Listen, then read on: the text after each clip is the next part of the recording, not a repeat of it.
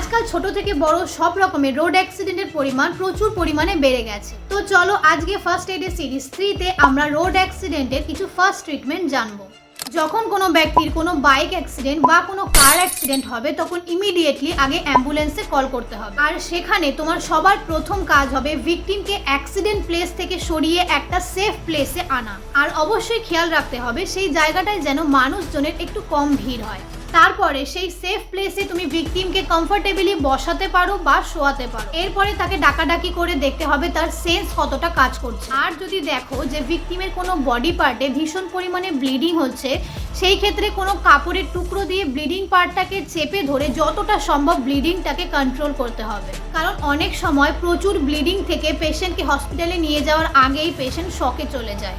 আর একটা জিনিস সবসময় মনে রাখবেন, এই অবস্থায় পেশেন্টের মুখে কোনো খাওয়ার বা কোনো জল জাতীয় জিনিস একদম দেবেন না। এরপর অ্যাট লাস্ট পেশেন্টকে হসপিটালাইজ করার ব্যবস্থা করতে হবে যত তাড়াতাড়ি সম্ভব।